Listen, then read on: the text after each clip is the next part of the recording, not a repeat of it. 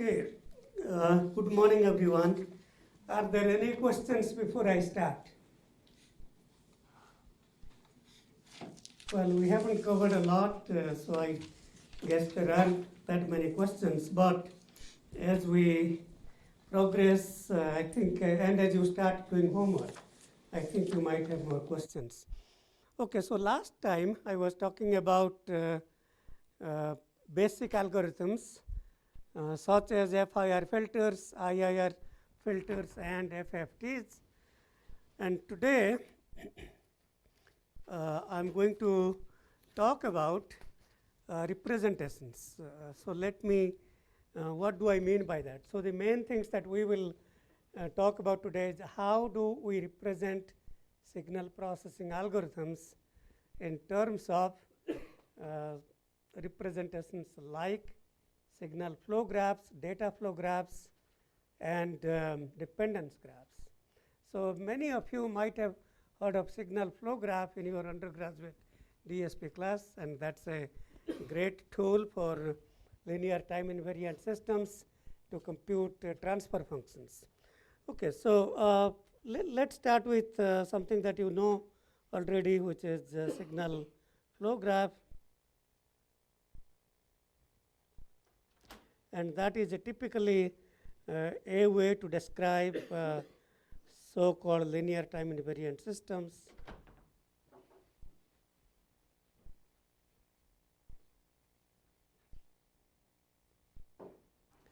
Okay, so for example, if I take the simple FIR digital filter, Yn is equal to AXN plus BXN minus 1 plus, let's say, CXN minus 3.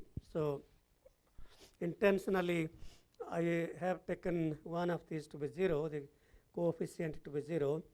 So this is the current input sample, and you take xn, xn minus 1,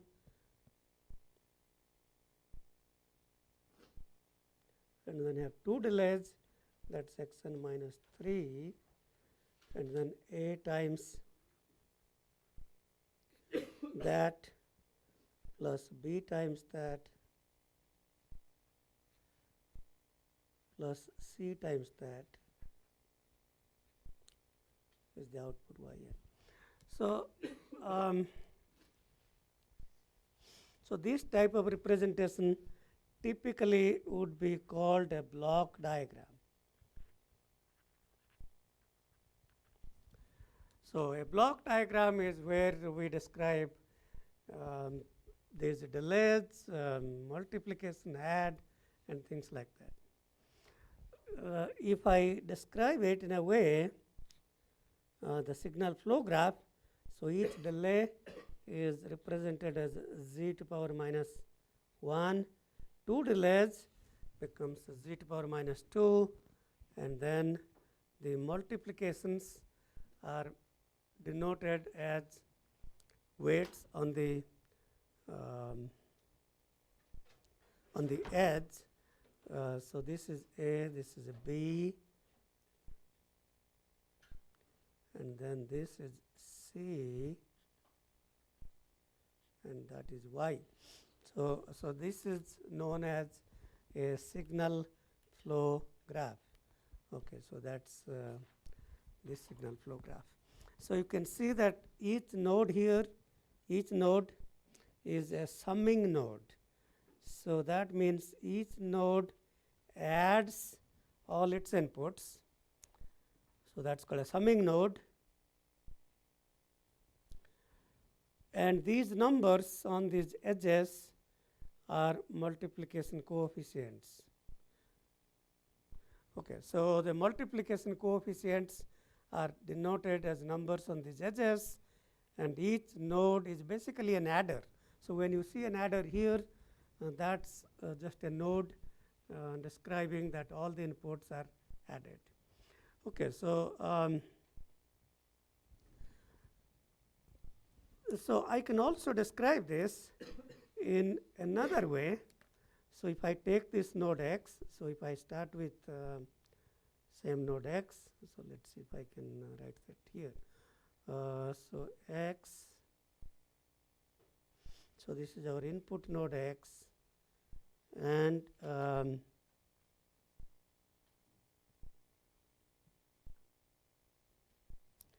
well, let's just, so this is input node x and output node y, and I could say, well, I could say that we have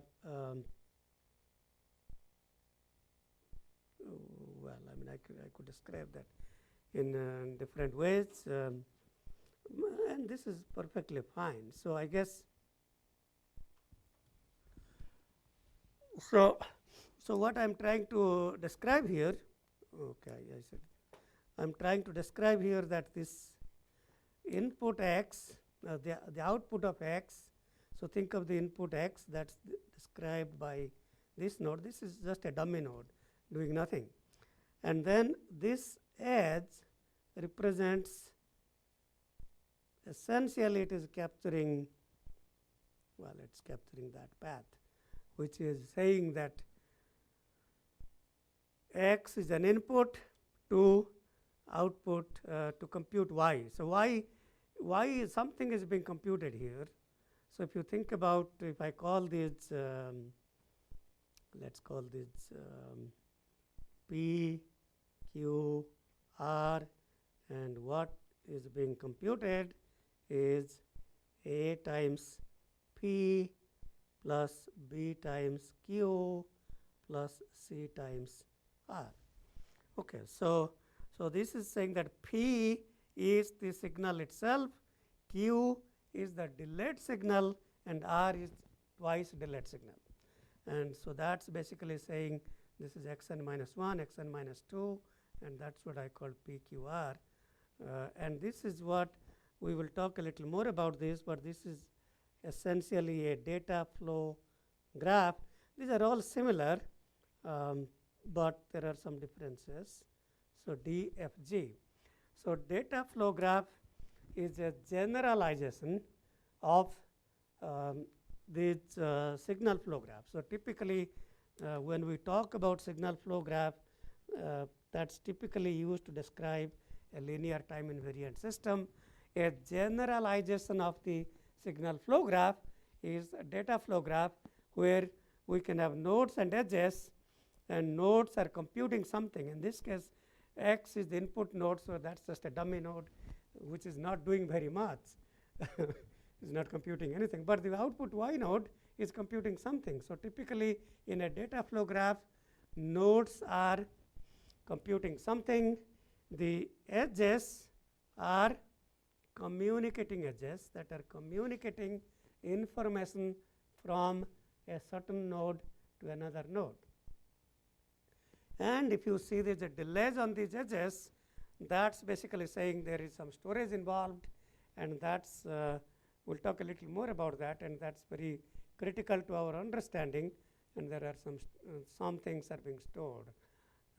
So that's so I've already talked about three types of representations: block diagrams, where we explicitly describe these blocks; signal flow graphs. This is very commonly used in analyzing linear time invariant systems; and the general form of data flow graph.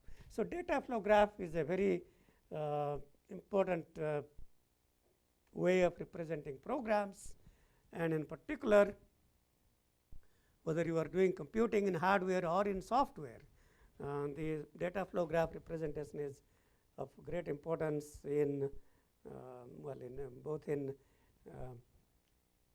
scheduling tasks into processors as the compiler does. So in a compiler, the task of a compiler is to allocate scheduling instances for these nodes, and we'll talk some more about that. So any questions about these? Yes, go ahead. Yes, so cycles can be there. That's in all of these. IIR digital filters, we talked last class, feedback loops. And so in fact, if we take, so let's take an example of that. In fact, let's get to, so the question was, can there be cycles or loops? So if I take let's take a IIR digital filter. Again, intentionally, I'm just taking these as 2 delays, and it doesn't really matter all that much.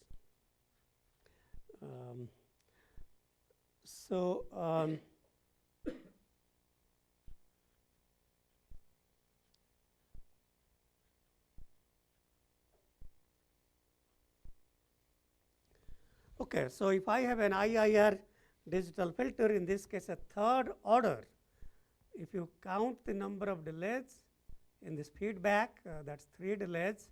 So that's a third order digital filter, third order IIR digital filter. So that's a third order IIR digital filter. And this is the block diagram of an IIR digital filter. And we can represent that very easily by signal flow graph.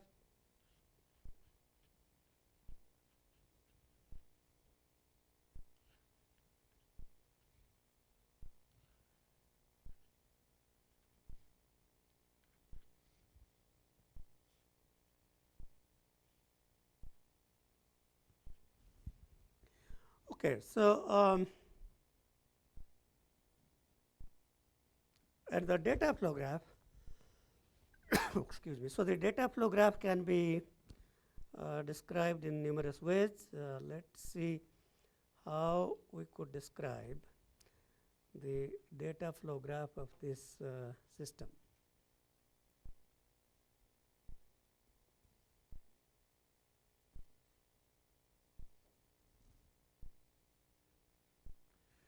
So this is this node is the input X, and if I describe, let me keep the let's call node A and B and C. Okay, so node A is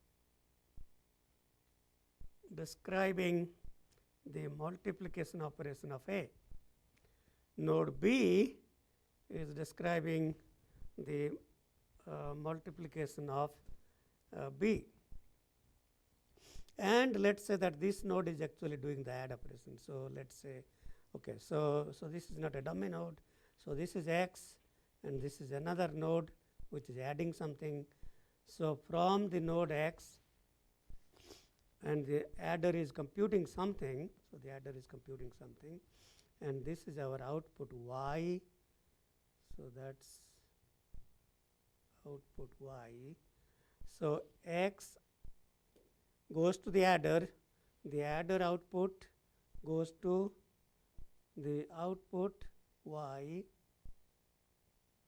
and that's another add operation, and goes to the multiplication A with 1 delay, and goes to multiplication B with 3 delays, and A and B are feeding back to the add operation with no delays.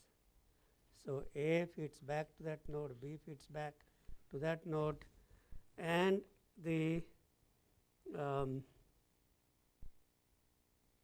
this node here feeds to C with 1 delay, and that goes to the output. Okay, so that's kind of, and clearly you can see that there are 2 loops here, as we would expect. So in fact, this is what we would call the inner loop, and this is called the outer loop. So there are two fundamental loops here. So the loop or cycle, and we will use the word loop to describe cycles. So there are two fundamental loops, the inner loop and the outer loop. There are two loops. And in the data flow graph, we see the same two loops. This is one loop, that's another loop. Okay, so that's kind of same example shown in three different ways: block diagram, signal flow graph, data flow graph. Okay, so any other questions? Yes. Graph, so the other two graphs is not useful, right? Oh, no, all are useful, all have different purposes. All have different purposes, all are useful. But when you think about, when you think about compiling a program in a computer, you do that by data flow graph, and that's where data flow graph comes in. And if you are designing hardware, in that case, we are more interested in something, we are interested in two data flow graphs, one for the data path, one for the control, and sometimes people call that control data flow graph and the data flow graph. So, but yes, so in terms of synthesis into hardware or compiling into software, data flow graph is the standard methodology used. But in terms of analyzing linear time invariant systems, definitely that's easily done by signal flow graphs. So how many of you can just look at it and tell me what the transfer function is? Any volunteers? What is the transfer function of this filter? Well, so first of all, the denominator, 1 minus the loop gain. This is, I don't expect, we don't probably teach these things. In fact, we do not teach these things these days. I used to enjoy learning those in my undergraduate days, the so-called Mason's gain formula, and we don't really teach those nowadays. But that will be 1 minus a z to power minus 1 minus b z to power minus 3. So that's the equivalent loop gain, 1 minus the loop gain. The equivalent loop gain is a z to power minus 1 plus b z to power minus 3. The numerator from the input, that's the FIR part. There is one path straight, another path through this delay, and that's simply 1 plus c z to power minus 1.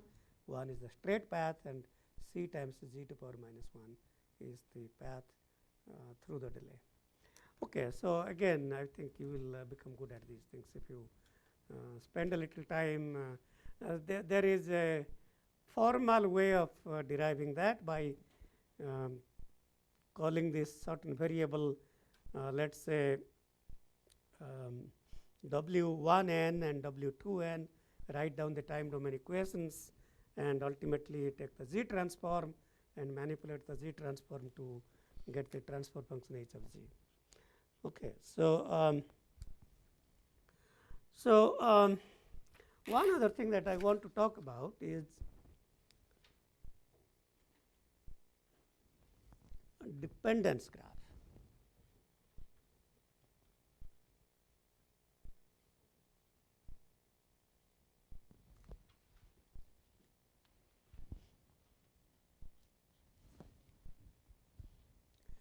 So a dependence graph does not contain any delay elements. So if you think about all of these, if you think about data flow graph, signal flow graph, block diagram, all of these representations are essentially describing the so-called iterative programs. And I talked about the the way of thinking these non-terminating programs as if you keep doing this infinitely.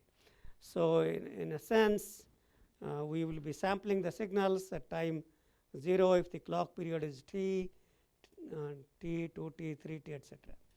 And once we compute all these tasks, multiply by a, b, c, add here, and that's essentially called one iteration. So, iteration means simply taking one input sample and computing one output sample. That's an iteration. If I can go through all these tasks once, then we have completed one iteration, and you keep doing this 300 times, you have completed 300 iterations. And these delay elements are that are represented here are basically describing the dependence among different iterations. So, so what does it really mean to so let's take the simpler example. Let's take this FIR example, and let's see. So, so how do I not have these delay elements? So, so if you think about, so what exactly is y0? So y0, or let's start with y3. So it doesn't matter all that much. So y3 is a y3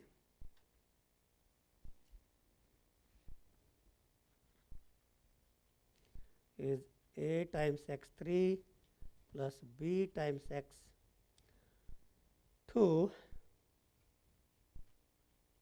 plus c times x0. y4 will be a times x4 plus b times x3 plus c times x1. So, so basically what we are saying is, if I describe all these computations infinitely, then so we can say that y3, so if I have these, let's say that we have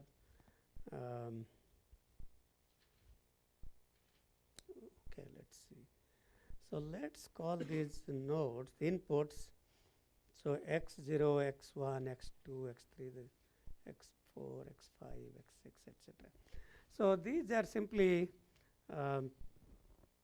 nodes describing the samples. Okay, so this is sample number 0, 1, 2, 3, 4, 5, 6.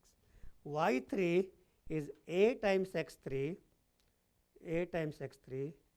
plus b times well, let's okay, let's take this as a data flow representation. So then I don't have to put that a. So a times x3 plus b times x2 plus c times x0. Okay, so that is computing y3.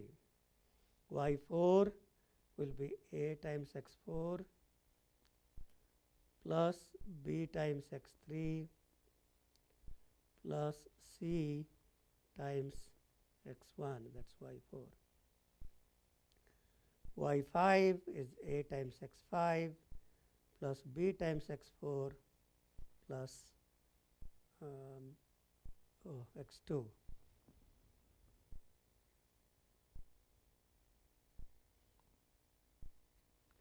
Okay. And so I don't have to draw a lot more, but if you put this repeating pattern, and that's what we call a dependence graph. So dependence graph by definition cannot contain any delay elements. It is explicitly showing, if you think about this as one iteration, a dependence graph explicitly shows computations of all iterations, in this case 3, 4, 5, 6 up to infinity. Is that making sense? Okay, so that's what is a dependence graph. Dependence graph shows explicitly the computation of all iterations in the program. And okay, so So a lot of the time we'll be talking about mapping dependence graphs to the data flow graphs and those kinds of things. But for now, let's in basically to give a brief summary, I've talked about block diagrams, signal flow graphs, data flow graphs, and dependence graphs, and that's kind of what I want to spend a little more time talking about those kinds of things, and then we will find out other things to talk about. Okay, so so let me say, let's take an example of a data flow graph A, B, C, and let's say this is 2 delays and that's 1 delay. So this is a simple data flow graph that has 2 loops, as you can see here. There is 1 loop here and 1 loop here. So so this is a data flow graph, and I want to draw a dependence graph of this data flow graph. Okay, so the fundamental difference between the traditional design of traditional compilers and compilers for DSP are the edges that have delays. So traditionally, if you take a class on compilers and you start with data flow graph, and then you construct what is known as an acyclic precedence graph.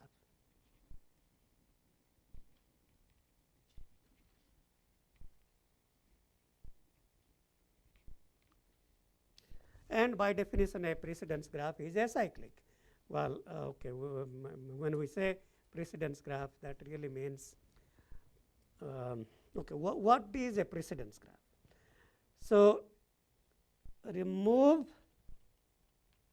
how does a computer compile code into the CPU? Remove all edges with delays.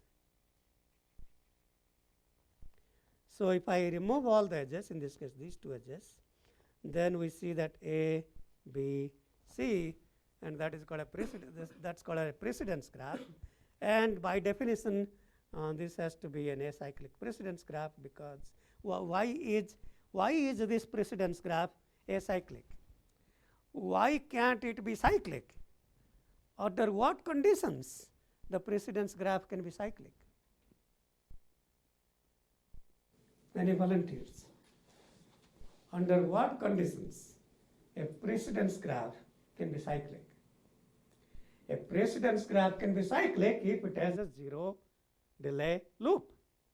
If there exists a loop in the original program that has no delays, and well, there's no delays, so we didn't remove anything, and that still remains in the precedence graph, but that's impossible because a delay free loop is non-computable. Well, delay free loop is non-computable. So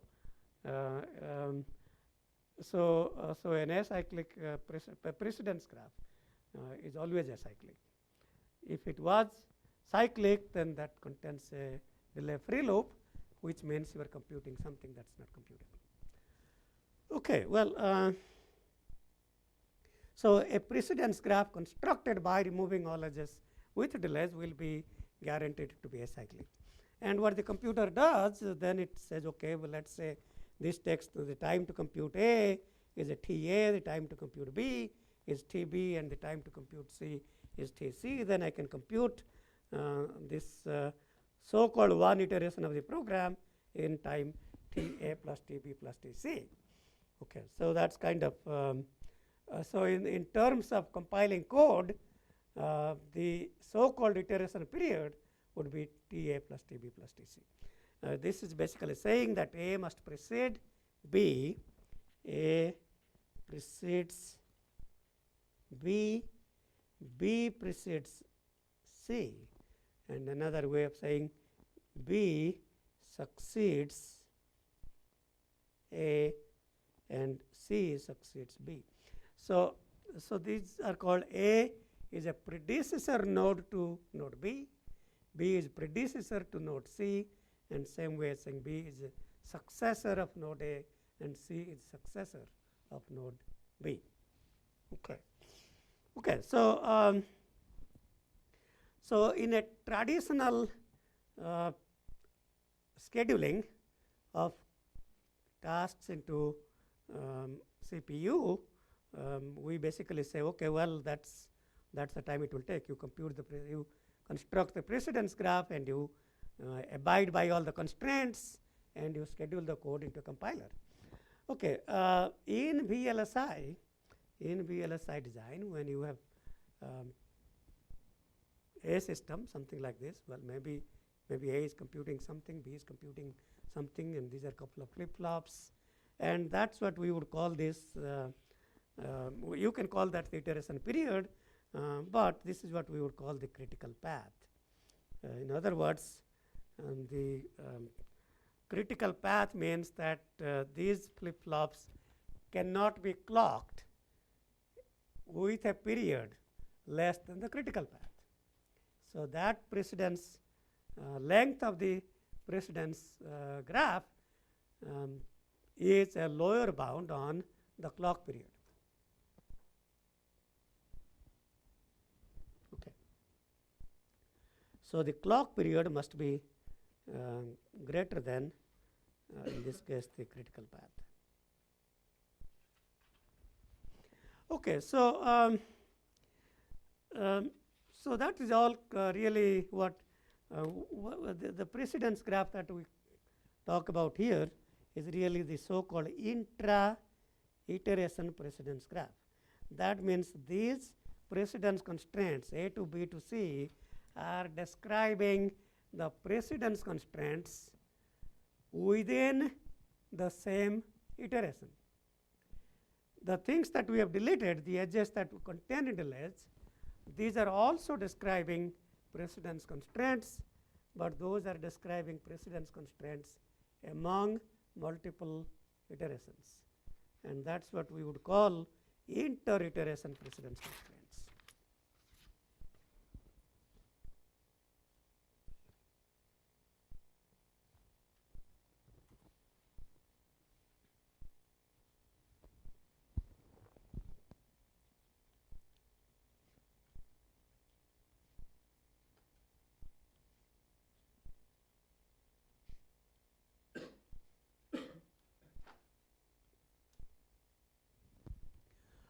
Okay, so if I take this, we deleted a couple of edges. We deleted the edge from B to A with 1 delay and C to A with 2 delays. So what do these really, what do these edges represent? It basically is saying that the 0th iteration of B is a precedence to iteration 1 of node A. B1 is a precedence to A2, B2 is a precedence to A3, and so on. And this is saying that the iteration 0 of node C can be used to compute the second iteration of node A. The first iteration of node C can be used to compute third iteration of node A, and so on. So 2 delays means you compute something, hold it for 2 cycles, and that's used to compute the iteration that's 2 cycles later. So right now, if we are in certain clock cycle 100 and we are computing 100th iteration, and node C output, the so-called C100, will be used after 2 cycles. So that means when I compute the 102nd iteration of A, we will use the output C100. So that's what the, and that's why these are called inter-iteration precedences, because these precedence constraints are not describing the precedences among nodes belonging to same iteration. They are describing the precedences of nodes belonging to different iterations. So these are called inter-iteration precedences. So now what I am really interested in is taking that data flow graph and computing its dependence graph, more like the way we did for the FIR filter, So we want to illustrate, but we don't have to draw infinite iterations. If you describe a few iterations, then it repeats periodically, so we don't have to worry about that. So I can take this A to B to C, and so basically A 0 precedes B0, B0 precedes C0. That's what this so-called intra-iteration precedence tells us. A0 precedes B0 precedes C0. Okay, and B0 precedes A1. Okay, B0 precedes A1. So I can certainly then complete A1 precedes B1, B1 precedes C1, B1 precedes A2, and then B2, C2. And if I go back to the other one, C0 precedes A2, C0 precedes A2, C1, so B2 precedes A3, and C1 precedes A3. And this goes on and on. So if you keep repeating this infinitely, that's what we would call the dependence graph of the data flow graph that I showed here.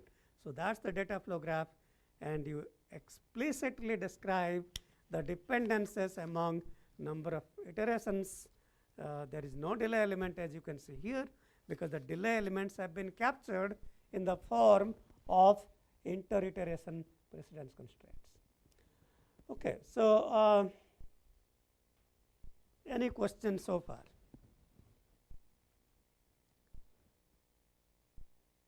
Okay, so let's take a quick look at your homework. I do think that I've covered all material that you should need. So the first problem is simply review from a class like DSP to compute transfer functions. This problem says find the dependence graphs for these data flow graphs. This problem says given this dependence graph, find the data flow graph. Okay, so the last couple of problems, that's showing the DIF FFT for 8-point, and that 8-point DIF FFT is described using a data flow graph where I describe the butterfly. Each butterfly is one node. So x0 and x4 are input to A0. A0 is the butterfly 0. That's these two nodes. And then A1 takes 1 plus 5, 2 and 6, 3 and 7. So those are the A nodes. Then the butterflies here are the B nodes, B0, B1, B2, B3. And finally, these butterflies are called C nodes. And so that's the data flow graph. And the first part says that trace through this path and compute these outputs and show that it is indeed computing the DFT. And the second part says draw something like this for 16-point. So first start with a 16-point and use the, well, I mean, if you follow what I talked about last time, or maybe I didn't derive it, it's in your handout. I didn't go through all the DIF in detail, I think. We talked about decimation in time. So in any case, so you have an 8-point here, and use 2 8-points and compute the 16-point, and then describe in a similar way the data flow graph for the 16-point FFT. And the last one shows to draw the dependence graph for at least showing 7 iterations. So you will mark nodes A0 through A6 B0 through B6 and make sure these connections are done correctly. So that's kind of not too involved. We are still talking about simple ideas. Okay, so let me talk a little bit more about this intra-iteration and inter-iteration and these kinds of things.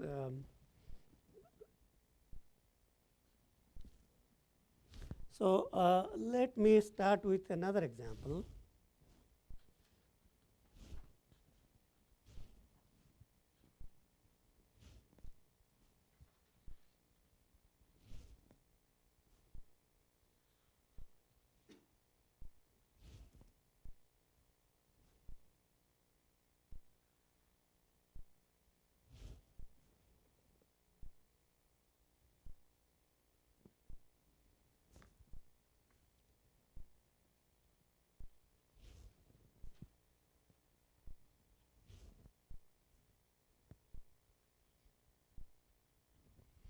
Okay, so let's say that I have a data flow graph containing 4 nodes A, B, C, D. So the nodes are computing something. We don't really know what they're computing, but we do know that to compute node A, we need 10 units of time. To compute node B, we need 20 units of time. To compute node C, we need 30 units of time, and to compute node D, we need 20 units of time.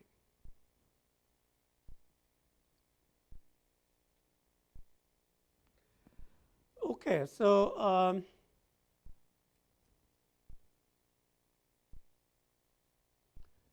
how many fundamental loops are here? So I can see that there is one loop A to B to A to B to C to A, and B to C to D to B. Okay, so there are 3 fundamental loops. So if I, yeah, go ahead. Make it clear. So it's we need 2 D times to compute D, right? It's 20 times or B takes 20 units of time. So there is some code that takes 20 cycles or whatever. Yeah, I'm not telling what is inside it. Okay, so so if we draw the acyclic precedence graph,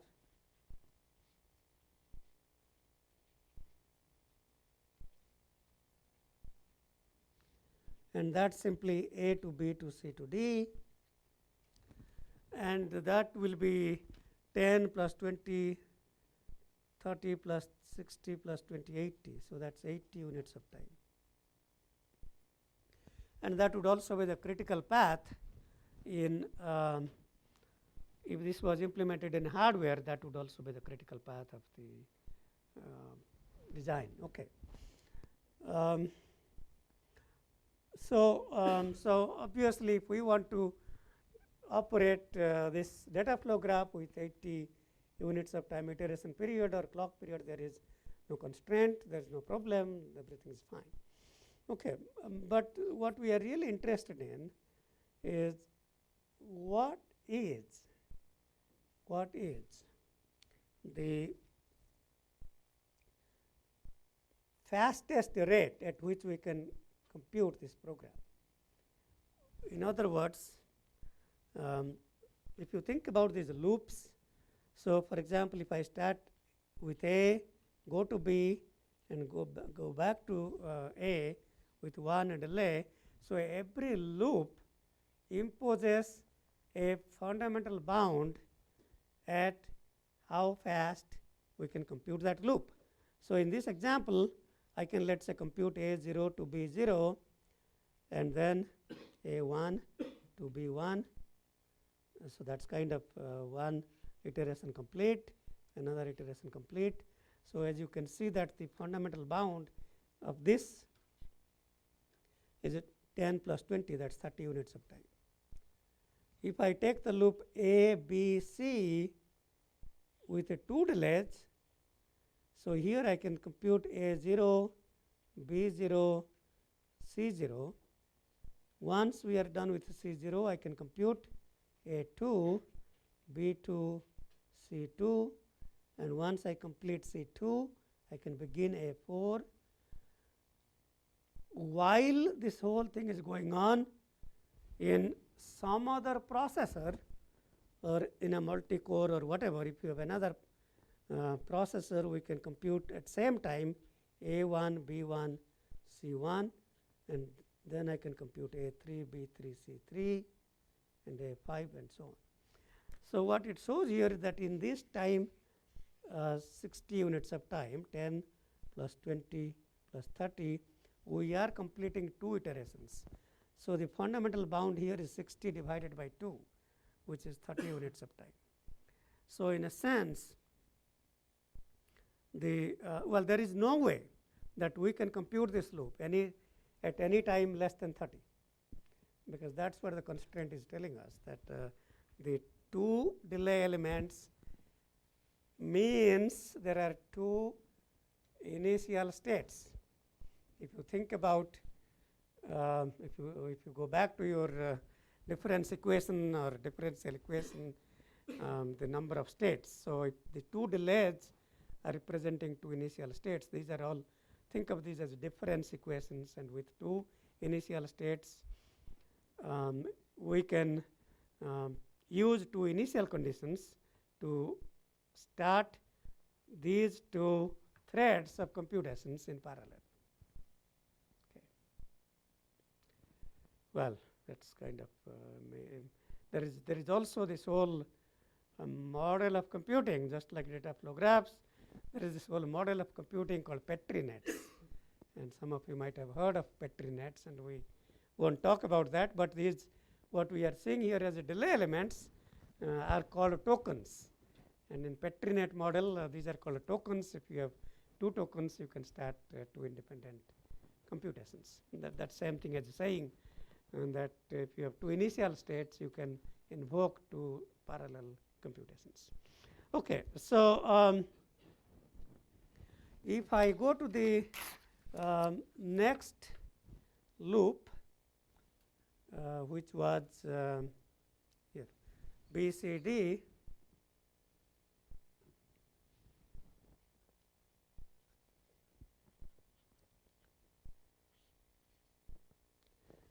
So, well, in a similar way, if you start with B0 goes to C0 goes to D0, that is a precedence to B2, C2, D2, and at same time we can compute B1, C1, D1, and that goes to B3, C3, D3, and you can see here that in time B plus C plus T, 20 plus 30 plus 20, and that 70 units of time, we can compute 2 iterations. So that means the fundamental bound here is 35 units of time. So these 3 loops, T, L1 is 30, the loop bound for L2 is 30, and the loop bound for L3 is 35, and the so-called iteration bound, which is the maximum of all these loop bounds, is 35 units of time. And that basically is saying that even if you have infinite computers available to you, it doesn't matter if you can have 100,000 computers, it does not matter. But this fundamental bound, the fact that this bound is dictated by this data flow graph and not by how many computers you have. Even if you have 1,000 computers, you can never achieve a schedule that is less than 35 units of time per period, per iteration period. And that's what is called an iteration period bound, which is, so this is an iteration period bound, which is a lower bound on the iteration period.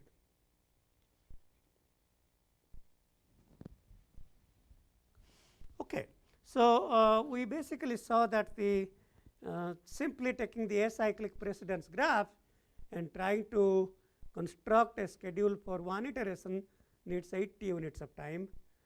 How could we, and again the assumption here is that I have many processors available to me, and if I have a lot of processors available to me, how can I really construct a schedule that will meet, well, I don't know if it is, this iteration bound may not be feasible, may not be, but we can get close to that.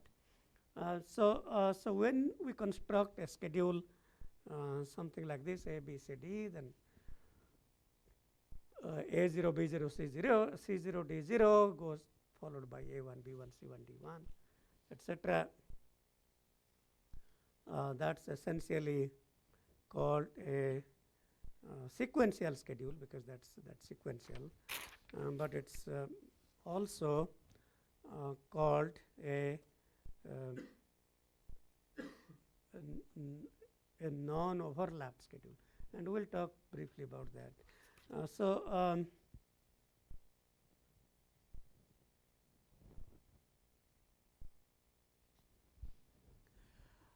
how do you think? Let's just, if you are simply curious about how do I, let's say that I have as many processors I need to compute these tasks, and how can I achieve a schedule that is periodic, because these have to be periodic. There has to be periodicity involved.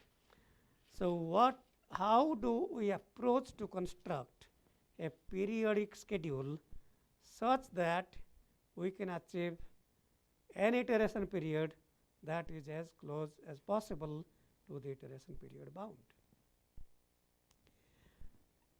So it may not be obvious to you, but if you think about these things, so we have three fundamental loops. The loop bound here is 30, loop bound here is 30 also, and here it's 35, and that's what we would call a critical loop. And these two are non-critical loops. Okay. That means, well, just like in hardware we have many paths. The path with the longest delay is called the critical path, and we'll talk more about that.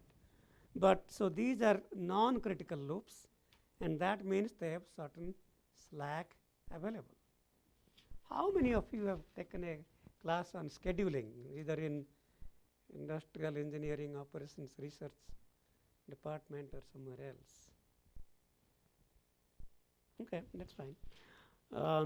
Anybody has taken a class on compilers? Okay, and that's fine too. Okay, so so the point I'm trying to make is we should be focused on executing the tasks or the nodes of the critical loop first. So that's kind of our first objective, because that's the critical loop. So if I start with some schedule, let's say I start with B0, C0, D0, and then I can compute D0 can be used to compute B2, C2, D2, and then that can be used to compute B4, and so on. Okay. So what else can we do in this case? Well, it says here that B is B0 must be used to compute A1. So I can compute A1. So B0 can be used to compute, well, I should, so B takes 20 units of time. So let's put this here. This is 20. C is 30.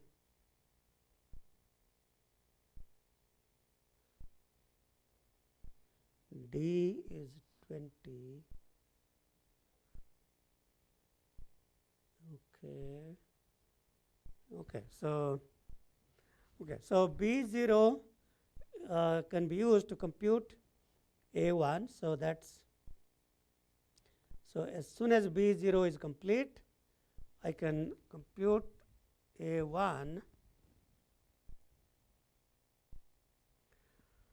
Okay, so once I compute A1, I can then compute B1. So I can compute B1. So this is 10 and this is 20. So this will exactly line up here.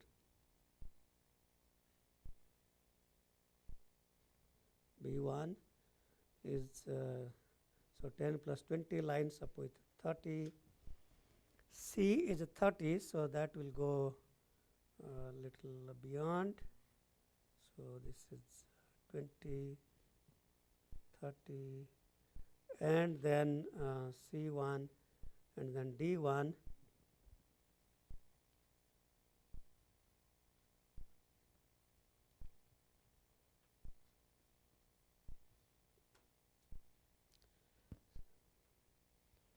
Okay, D1 is 20, so this was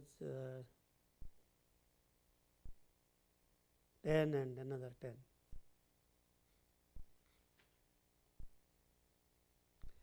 Okay, so let's look at the other constraint C to A. C0 is a constraint to A2. So C0 must be used to compute. So C0 is completed here, and I can use that to compute A2. That then must compute B2. So I can compute A2 here. And we have automatically satisfied the constraint A2 must precede B2. Okay. C1, this is C1, must be used to compute A3, which should then be, by the way, this is B3.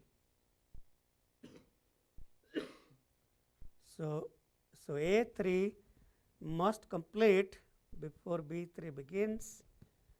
So C1 should begin. Okay, so what I'm going to do now, so I'm going to identify two iterations. So if I take B0, B1, well, A1, A2 are fine, that's two iterations. C0, C1 and D0, D1. Okay, so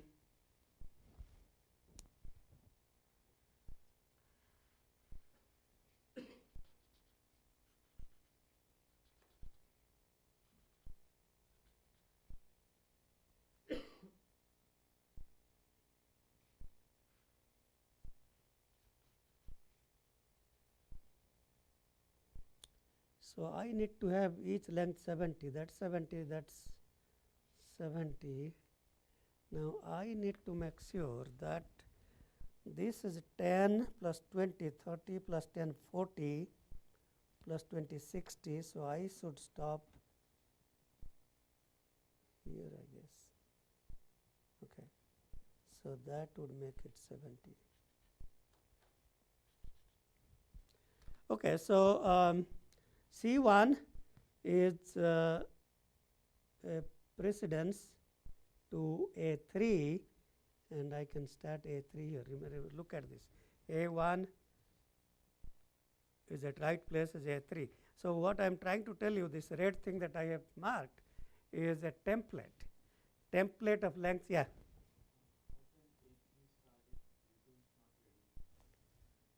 How can A?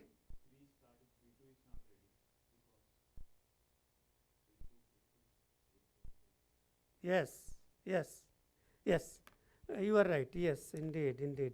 So, okay, I am glad you pointed out. That is indeed excellent. So, okay, so that's good. Very good. So, A3 can begin after B2. So, I guess my template then is up to here. Thank you. I am glad you were pointing that. So, this template is up to here. We still have to make sure that this length is 70. Because so So if you keep sliding this template, if you assume that there are 3 processors available and keep sliding this template with 70, then at each 70 we will complete 2 iterations. 2 iterations of B, B0, B1, C0, C1, D0, D1, A1, A2. And that's this particular template that I am showing you is called an overlapped schedule.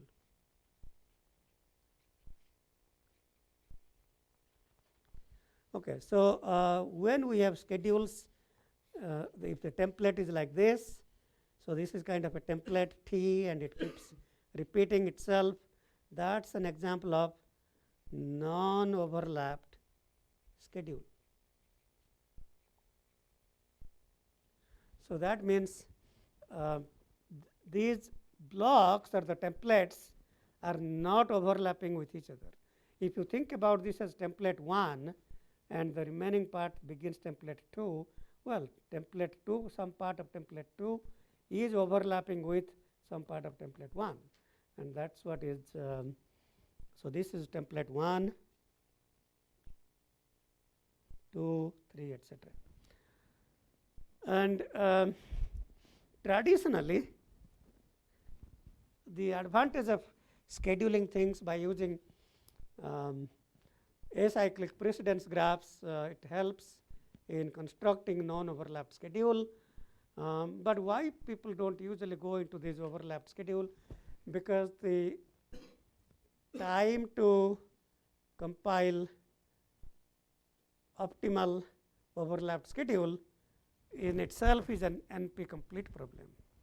Anybody has taken computer science algorithms class 4041 or some undergraduate class on CS algorithms? Well, you have heard of NP complete. You have heard of NP complete. That means there does not exist a polynomial time algorithm that can solve that problem. So okay, that's we don't need to know a lot. So so the non-overlapped schedules are easier to construct in polynomial time. Overlapped schedules are NP complete problems. Okay, so let me just see if this thing is 70 or not. So if I start here 20, so let's see.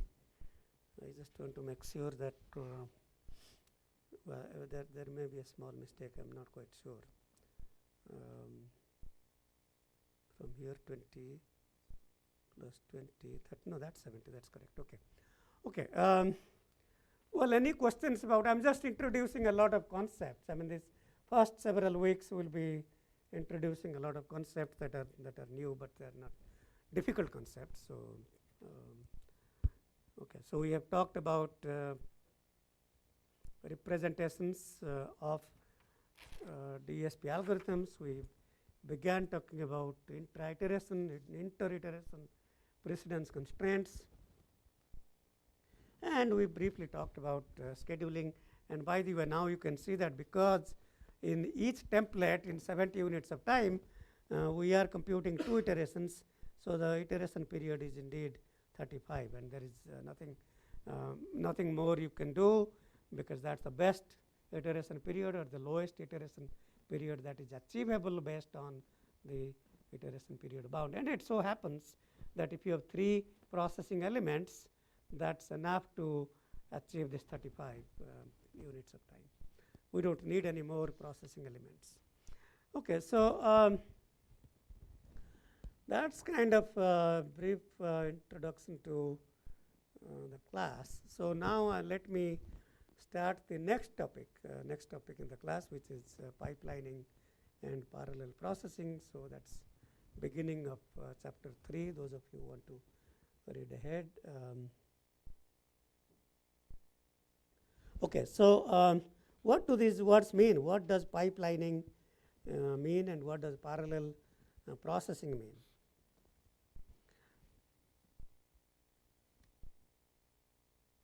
So the concept of pipelining, as you can imagine, started in manufacturing plants. There was, if somebody needs to assemble a bike and you need to finish 10 tasks, A1, A2, up to A10, well, it is possible that one person can do all 10 tasks, one at a time in a sequential manner. But it may be more efficient to have 10 people, and the first person finishes A1, passes it on to the next person who does A2, next person does A3, the next person does A4, A5, A6, A7, A8, 9, and 10. So if there are 10 people, so the advantage that, so this is the first bike. So think of this as bike number 1. If we are talking about an assembly, and as soon as he is done, he starts same first step of bike number 2, and then he starts assembly of bike number 3, and then you can see that bike number 2 keeps following that path, bike number 3 keeps following that path. So by having 10 different people each doing a specific task, the person doing A2, the second stage of the assembly is always doing stage 2, person doing stage 3 is always doing stage 3. So now we don't need any person to be doing all these 10 tasks and then begin the next A1, and that's what is called pipelining. Pipelining basically means, sometimes also called pipeline interleaving, because we are assembling these bikes in an interleaved manner, because for example here at this particular time, if you think about this as time, at this particular time the person number 1 is assembling step 1 of third bike, person number 2 is assembling step 2 of second bike, whereas person number 3 is assembling step 3 of first bike. And that means, in a sense, after this so-called pipeline skew is filled up, I mean, if you, in the after these 10 cycles, there are 10 bikes being assembled at same time at various stages, and that's what means that 10 bikes are being interleaved in the pipeline at same time. So pipelining, pipeline interleaving. These are all synonymous things, pipeline interleaving.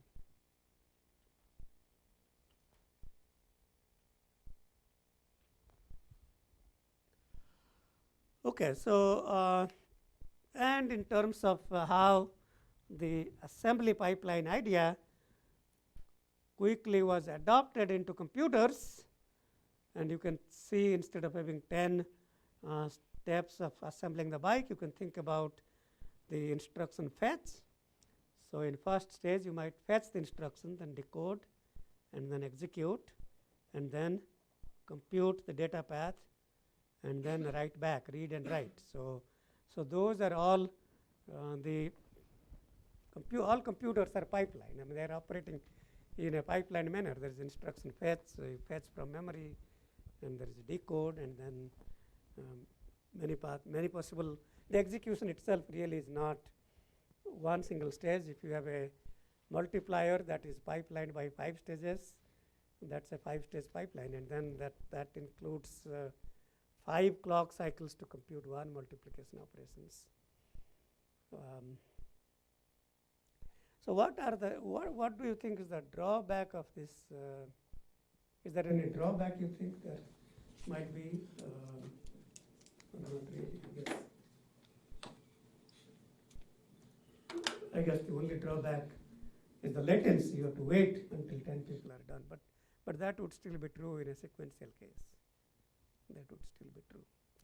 So so by having this kind of a pipelining operation, we can speed up computations.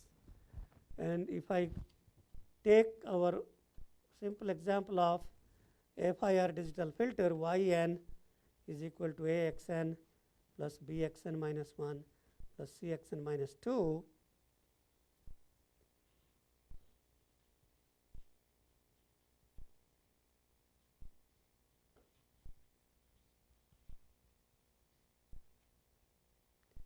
Let's have one more tap, 4 tap.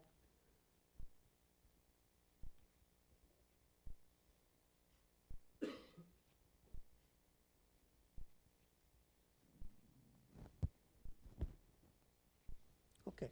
So, let's assume that a multiply operation takes 10 units of time and an add operation takes let's say 2 units of time. That's just as an example. So, okay. So, if I assume that the multiply takes 10 units of time and the add takes 2 units of time, what is the critical path here? Again, you go back to this concept of acyclic precedence graph. So, I can see the acyclic, remove these delays. Delays are never part of a critical path. Okay, that's kind of, delays are not part of a, well, just are not part of a path. Well, the critical path is the path with the largest length.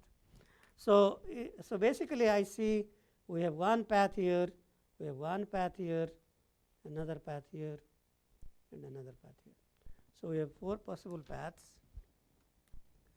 and the path length, the time to compute each path, this is 1 multiply 1 add 10 plus 2, 10 plus 2 plus 2, that's 14, 10 plus 2, 2, 2, that's 16, and that's 16.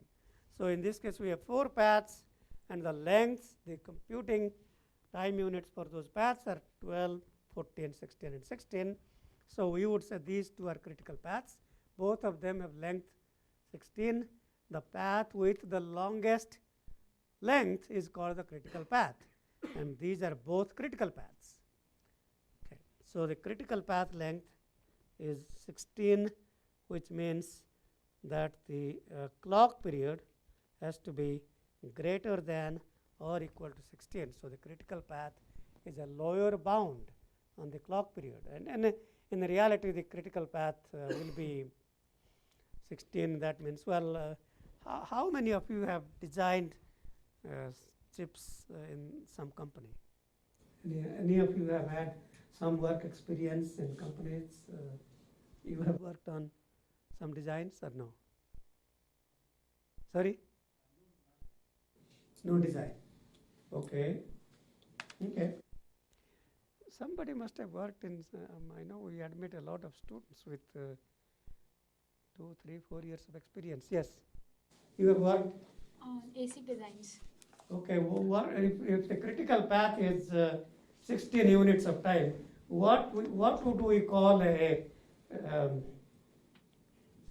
some kind of a good clock period? What would be the clock period if the critical path is 16? So, there is the typical process of 20% margin.